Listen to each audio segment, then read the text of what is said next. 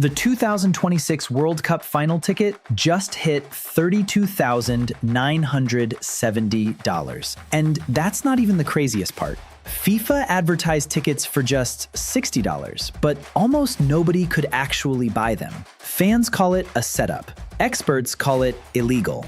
And millions are now asking one question. Is this the biggest scam in World Cup history? From resale manipulation to bait advertising accusations, this isn't just about football anymore. It's about trust, money, and power. Like, share, and subscribe, because this story only gets darker.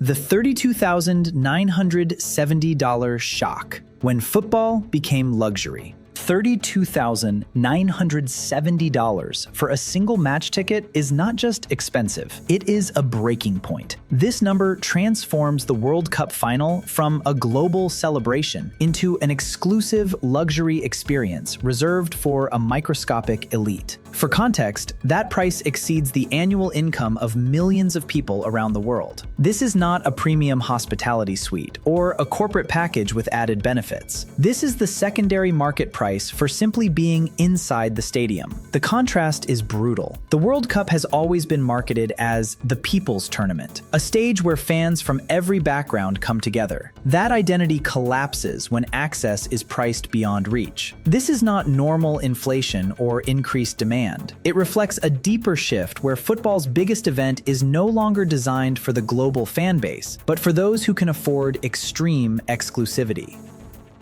The $60 lie.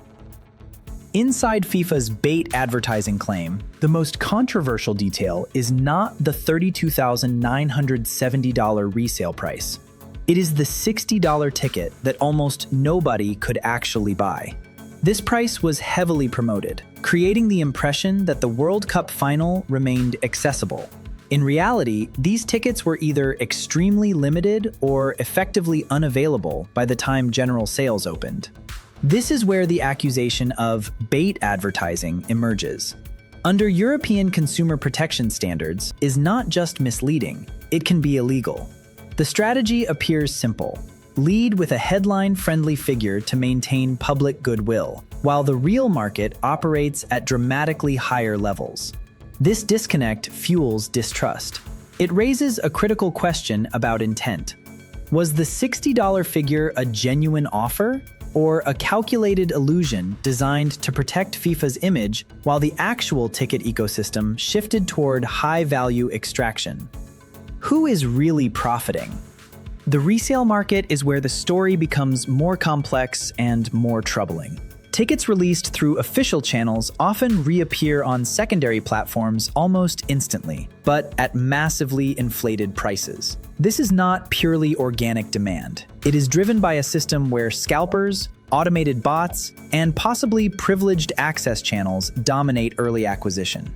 These actors secure tickets in bulk before genuine fans even have a realistic chance. The result is artificial scarcity. Prices surge not simply because fans are willing to pay more, but because supply has been captured and redistributed at a premium.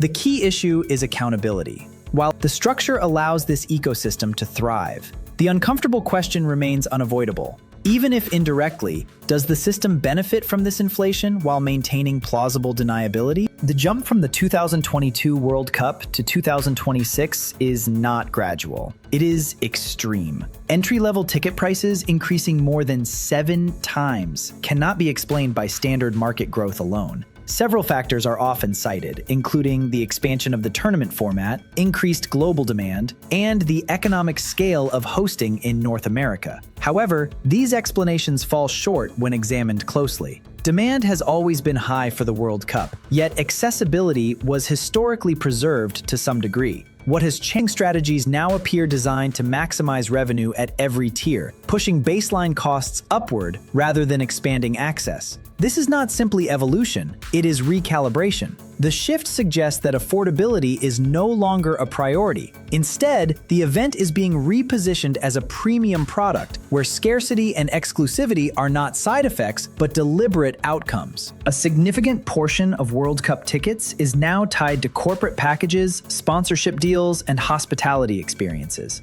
These allocations reduce the pool available to ordinary fans, effectively sidelining the very audience that defines football culture. Inside the stadium, this shift is visible. Sections once filled with passionate supporters are increasingly occupied by corporate guests and high-paying clients. The atmosphere changes as a result. Energy, spontaneity, and what emerges is a controlled, premium environment that prioritizes comfort and exclusivity over raw passion.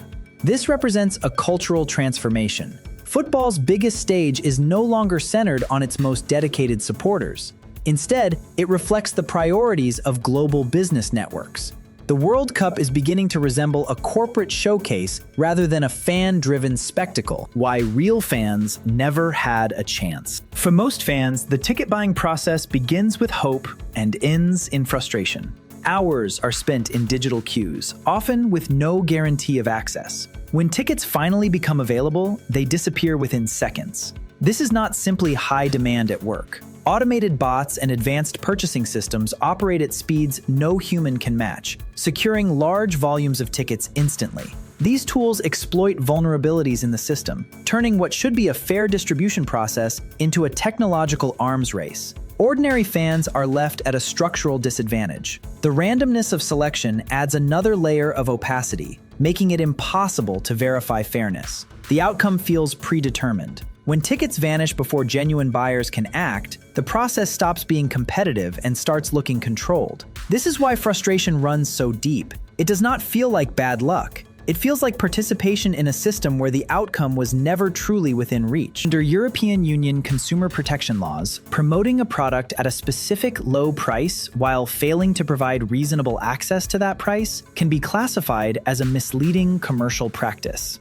This is not a minor violation. It strikes at the core of fair market transparency. If investigators determine that the $60 ticket tier was effectively symbolic rather than genuinely accessible, it could trigger formal scrutiny from regulatory bodies. The implications extend far beyond fines. FIFA's global credibility relies heavily on trust and governance standards. A legal challenge tied to deceptive pricing would reinforce long-standing criticisms about accountability within football's governing structures. This situation is no longer just a fan complaint. It has the potential to evolve into a reputational crisis, where legal findings could redefine how major sporting events are marketed and regulated. The reaction to these ticket prices has not been isolated or contained. It has spread rapidly across continents, languages, and platforms, creating a unified wave of frustration.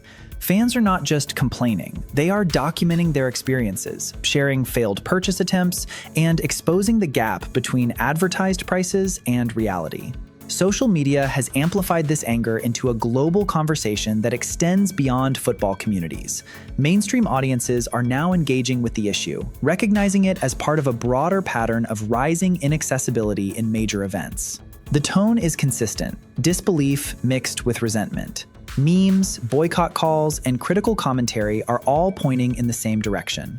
This is no longer about a few overpriced tickets. It reflects a shared feeling that something fundamental has shifted. The system does not feel fair anymore. Is this FIFA's new business model?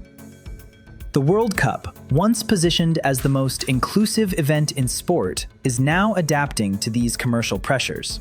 The critical question is whether this is a temporary imbalance or a permanent shift. Evidence suggests it is the latter. The structure of pricing, distribution, and access indicates a deliberate move toward exclusivity. This is not a breakdown of the system. It is when the World Cup stops belonging to the world.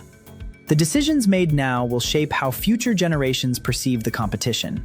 If the trajectory continues in this direction, the World Cup risks transforming from a universal celebration into a controlled, exclusive product.